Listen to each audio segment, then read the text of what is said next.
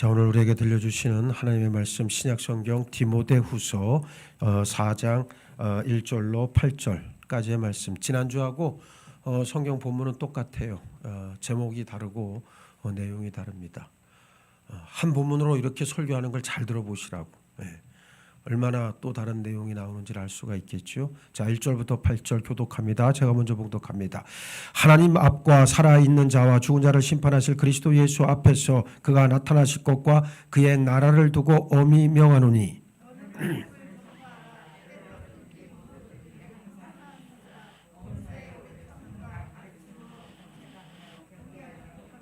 때가 이르리니 사람이 바른 교훈을 받지 아니하며 귀가 가려워서 자기의 사욕을 따를 스승을 많이 두고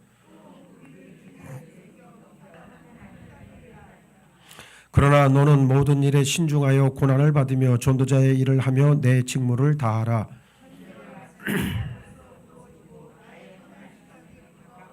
나는 선한 싸움을 싸우고 나의 달려갈 길을 마치고 믿음을 지켰으니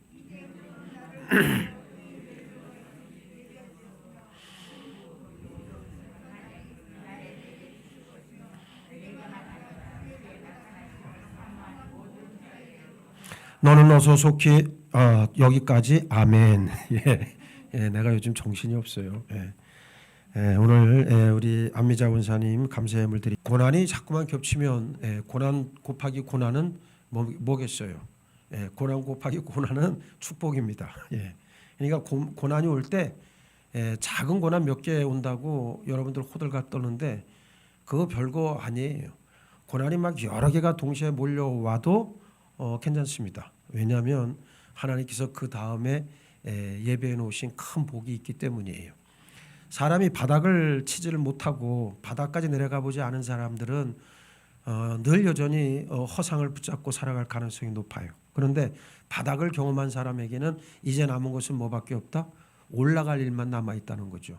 오늘 말씀을 통해서도 마찬가지예요. 죽음을 앞두고 삶을 돌아보다. 지난주에 우리가 봤던 본문의 말씀과 똑같은 말씀인데 제목과 내용을 좀 달리해서 오늘은 우리가 내 삶을 돌아보는 일이 과연 어떤 일인가에 대해서 여러분들에게 이야기를 하려고 그럽니다. 오늘 본문은 이제 죽음을 앞두고 자신이 걸어온 삶의 길을 되돌아보는 그런 사도 바울의 심정을 아주 잘 보여주고 있는 그런 내용의 말씀입니다. 마지막 사역지였던 로마에서 죽음을 앞에 둔 아주 노은 목회자, 새롭게 펼쳐질 천국 생활을 준비하면서 바울은 자신의 사역을 이어받을 디모데에게 마지막 순간까지, 최후 순간까지 복음 전파에 진력하라 권면합니다.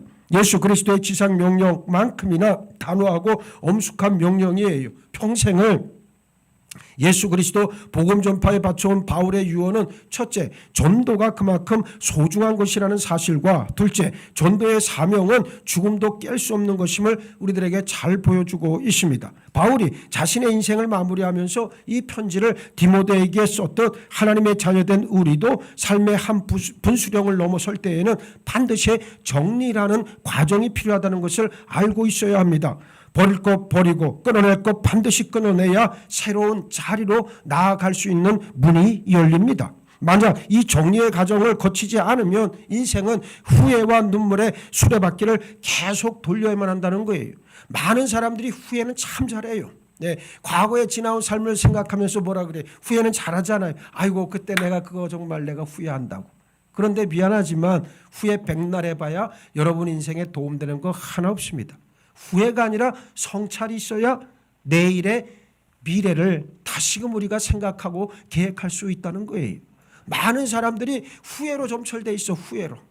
아이고 그때 내가 그렇게 하지 말을 걸. 그때 내가 이렇게 하지 말았어야 되는 걸.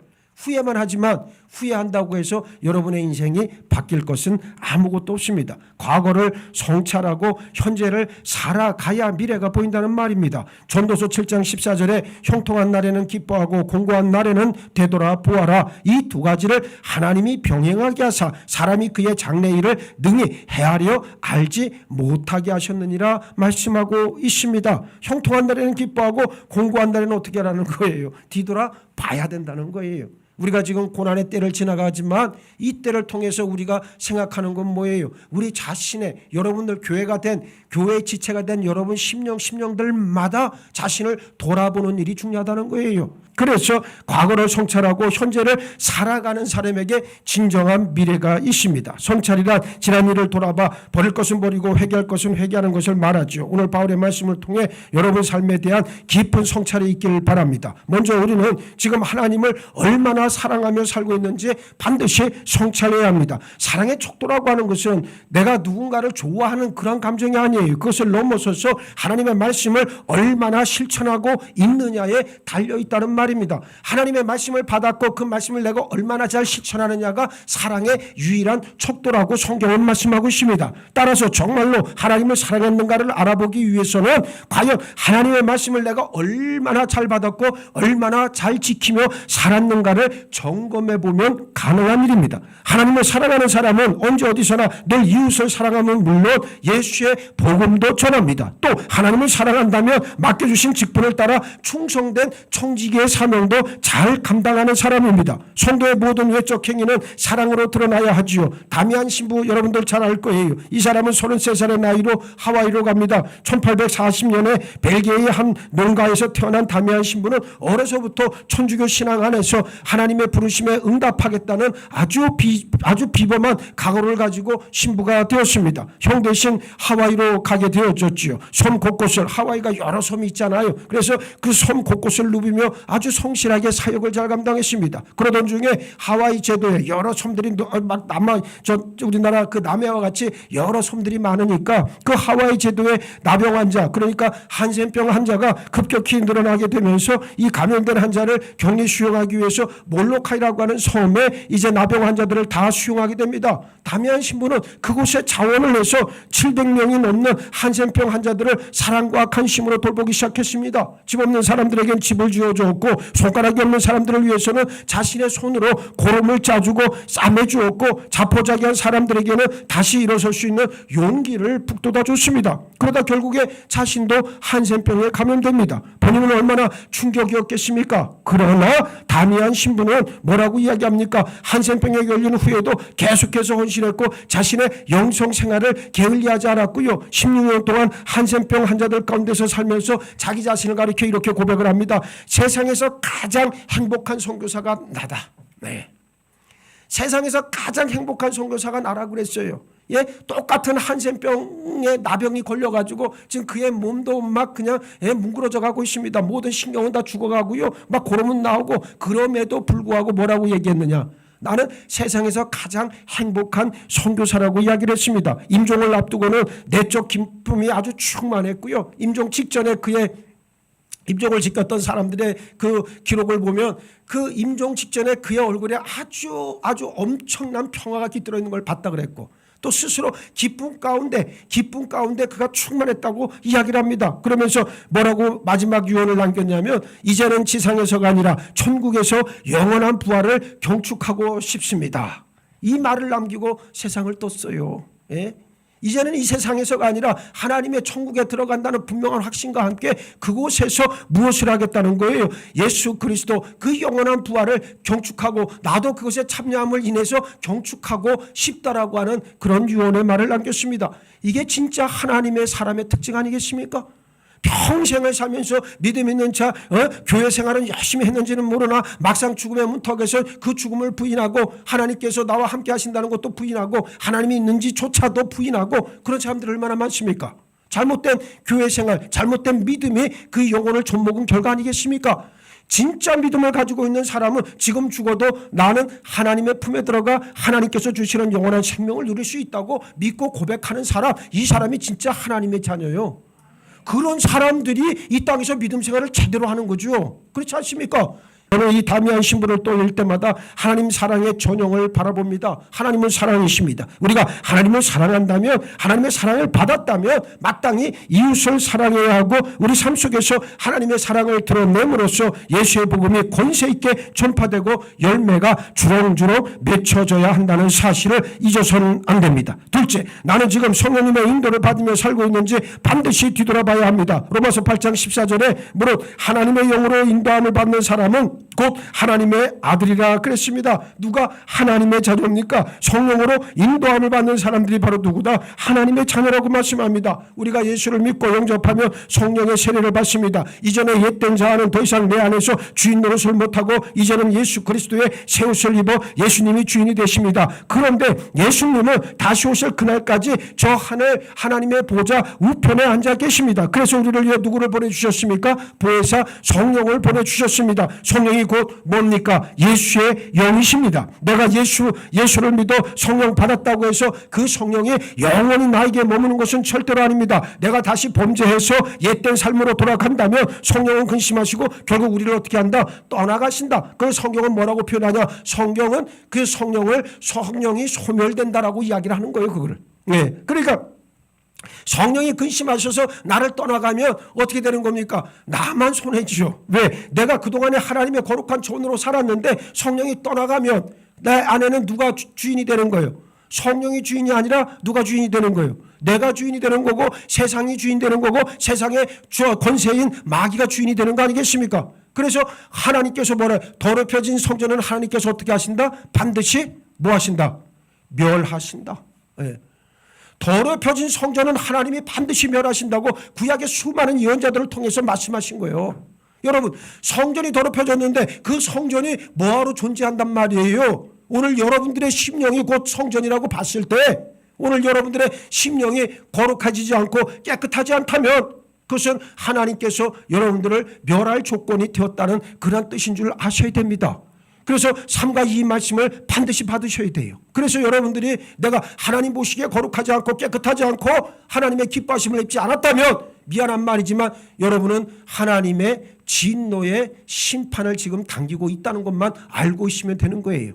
그렇습니다. 사람이 어느 순간 다시 예전에 죄인된 모습으로 돌아가서 방탕한 생활을 한다면 더 이상 성령은 그 사람에게 거하지 않고 떠나가십니다. 더럽혀진 성전은 하나님께서 반드시 멸하십니다. 아나니아와 삽비라 부부 이야기가 이 사실을 뒷받침해 주고 있잖아요. 성령으로 거듭났다면 육체를 벗는 그 순간까지 성령 충만해야 성령님의 지속적인 인도를 받을 수 있습니다. 성령님의 인도를 받아야 하나님께서 인정하는 거룩한 삶을 살아낼 수 있고 항상 감사와 기쁨이 넘쳐납니다. 하나님은 당신 자녀들이 고난과 어려움 속에 거하는 것을 결단코 원하지 않습니다. 감사와 기쁨이 넘치는 삶을 살아가길 원하시기 때문에 때로는 우리에게 시험도 주시고 때로는 고난도 우리에게 허락하시는 줄 믿으시기 바랍니다. 더욱더 단단해지기 위함입니다. 모든 불순물을 빼고 거룩해지길 원하는 거예요. 정금과 같이 순금과 같이 우리가 다시 거듭나기를 하나님이 지금도 간절히 원하고 계신다는 말입니다. 성령님은 하나님의 영이자 예수님의 영이요 그리고 보혜사십니다. 보혜사가 뭡니까? 단어 그대로 은혜로 돕는 스승이라고 하는 뜻인데 헬라어로 파라클레토스라고 하는 말을 씁니다. 이것은 법정용어로 피고인을 변호인을 가리킬 때 파라클레토스라는 말을 씁니다. 그래서 파라클레토스는 변호자, 중보자, 조력자, 위로자, 상담자로 번역되는 단어예요. 결론적으로 보혜사는 바로 예수 그리스도를 가리키고 그분의 영이신 성령님을 가리킵니다. 성령님은 우리에게 지혜와 믿음과 능력을 주시고 우리 고난과 어려움 가운데 처해 있을 때 감당할 수 있는 힘을 주시는 분이 역시 성령님이십니다. 피할 길도 열어주십니다. 날마다 성령 충만으로 하나님 주시는 감사와 감격, 기쁨이 충만한 승리의 삶을 다 살아낼 수 있는 여러분 모두가 되기를 예수의 이름으로 축복합니다. 셋째, 나는 얼마나 긍정적인 삶을 살고 있는지 반드시 성찰해야 합니다. 여기 긍정이라고 하는 말은 내가 주인되어 사는 삶에서 갖는 긍정적인 태도와 자세를 말하는 것이 아니라 예수님과 동행하는 삶을 살면서 그것이 바로 내 믿음의 삶이요 그에 따른 긍정적이고 행복한 삶이라고 하는 것을 우리에게 알려주는 단어예요. 그러니까 내가 주인되어 사는 게 아니라 내 안에 예수님을 모시고 살아가면서 그 예수와 함께 동행하면서 얻는 기쁨과 평강이 충만한 그 상태를 말할 때 긍정적인 삶이라고 우리들이 이야기하는 거예요. 같은 길을 걸어가도 어떤 이는 마음의 여유에 따라서 기쁘고 즐거운 마음으로 걸어가고 또 어떤 사람은 지겹고 고통스러운 마음으로 걸어갑니다. 관건은 예수님과 동행하고 있느냐 아니겠습니까? 예수님은 근본적으로 우리에게 복 주시기를 원하십니다. 그런데 여기엔 존재 조건이 있습니다. 바로 진리의 삶을 살아낼 때 그렇게 하시겠다는 약속이에요. 그 말씀이 바로 뭡니까? 너희는 다 내 말 안에 거하라. 그렇죠? 다 내 말 안에 거하라. 또 누구든지 아버지의 뜻을 행하는 자라야 천국에 들어갈 것이다. 이 모든 말씀들이 무엇을 지칭하고 있습니까? 진리의 삶을 살으라는 거예요. 이게